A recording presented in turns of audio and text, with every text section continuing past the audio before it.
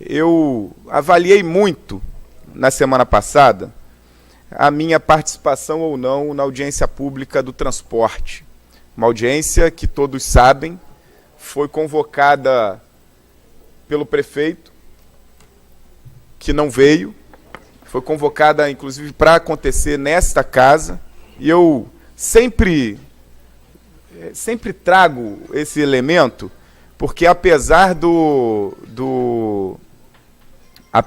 Legislativo ser um espaço de debate democrático, o Executivo, em algumas tarefas, é obrigação dele conduzir essas discussões.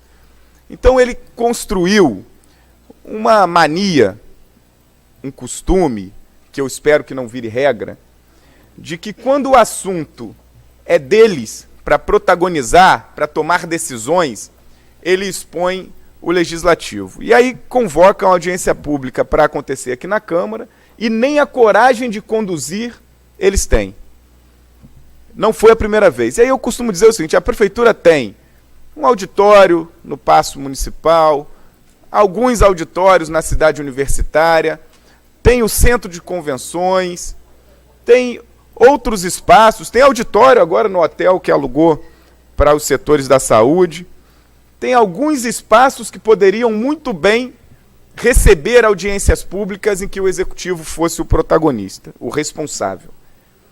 Porém, superando o debate do local, eu fiquei avaliando bastante. Eu tinha compromissos no Rio de Janeiro, compromissos políticos, e na quarta-feira, na quinta-feira, e fiquei muito incomodado e quase me convenci em participar. E aí, fui tentando descobrir quem participaria da audiência pública. Então, quem convocou foi o prefeito, ele não vem participar.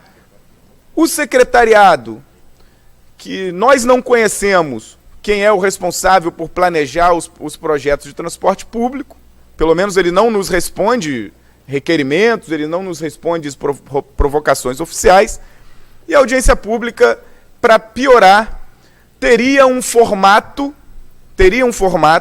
em que a população não teria acesso ao microfone. Seriam por escrito as questões.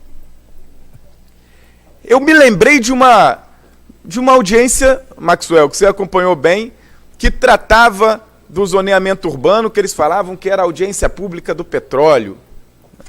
Foi o mesmo formato. A diferença é que o prefeito teve aqui. Foi do Porto. Eles falaram que é a audiência do Porto. O mesmo formato.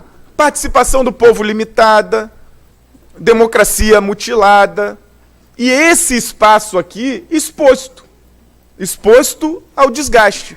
Primeiro ao desgaste de ter que se expor, de fato. Está aqui, presidiu o vereador Gelinho, com toda a disposição do mundo, como presidente da Comissão de Transporte, conduziu a audiência pública.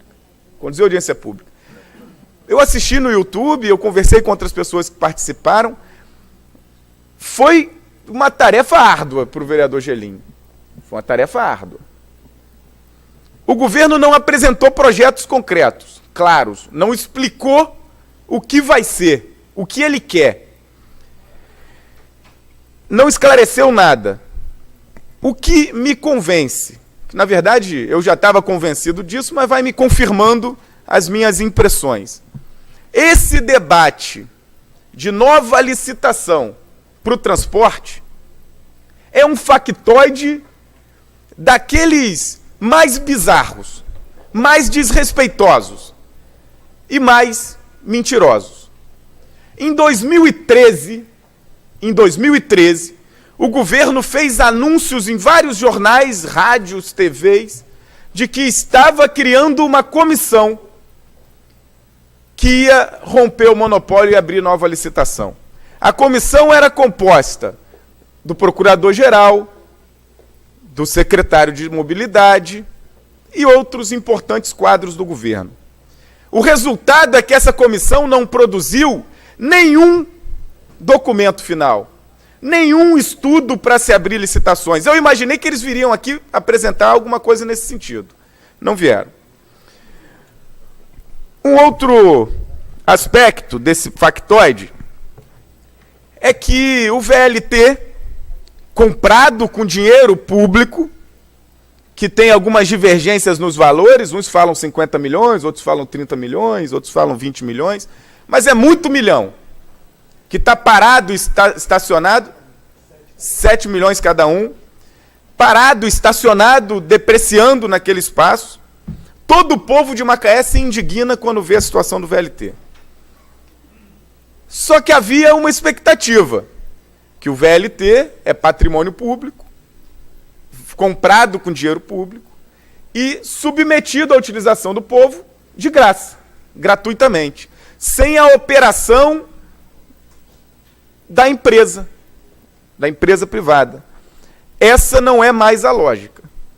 E aí ninguém explicou o seguinte: o dinheiro gasto para comprar aquelas composições que estão abandonadas, que nós concordamos que tem que funcionar, a licitação vai suprir?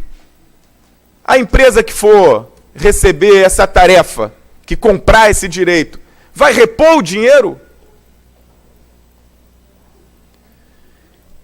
Presidente, eles falaram em 2 lotes de linha e nesse pacote estaria o VLT.